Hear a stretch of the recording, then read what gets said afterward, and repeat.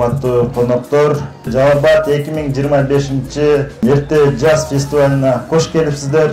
Бул фестиваль, мен ойлойм, сөзсүз түрдө өзүнүн жемишин дагы, пайдасын дагы берет деп. Былтыр билесиздер, биздин президенти Садыр Нуркожоевич Жалал Абад 2025 жыл түрк тилдүү мамлекеттеринин туристтик борбору, бул Жалал Абад шаары деп сунуш берген. Мына колдоо таап 2025 жылы мына бизде туристтик борбор аталган шаарыбызда көп иш-чаралар өтөт. Мынакей бүгүнкү иш-чарабыздагы ушу бекитилген программадагы биринчи иш-чаралардын бири. Урматтуу шаарыбыздын тургундары, Кыргыз мамлекетинин эгемендүүлүк күнү 34 жылдыгы мына Жалал Абад шаарында өтөт. Кудай буйруса, ошол күндөргө дагы, ошол майрамда дагы майрамдык маанай менен ден соолукта тосконго Кудайым жеткирген болсун.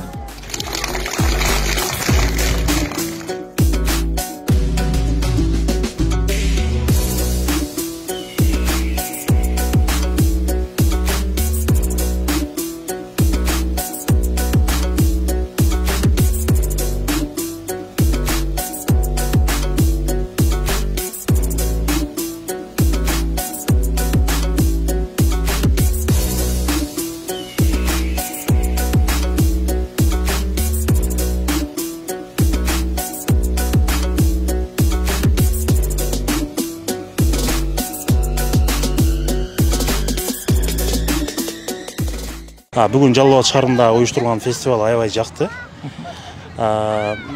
Албетте бул ички туризмди, сырткы туризмди күчтөндүрөт. Ушундай фестивалдар тез-тез болуп турганы жакшы. Биз үй бүлөбүз менен келдик. Жалал Абад шаарына конокпуз. Аябай сонун уюштуруп жатат. Фестиваль жакшы болуп атат. Элдин маанайлары жакшы. Кудай кааласа, мындай иш-чаралар көп болсо, мен ойлойм, туристтердин агымы да көбөйөт. Маданият өнүксө, туризм да өнүгөт деп ойлойм. Өнүгөрсүн шаарыбыз. Абдан жакшы. Жаз келди, күн жылыды, баары ишке чыгып, балдардын да маанайы ачык, площадкалардын баары абдан сонун болуп тур.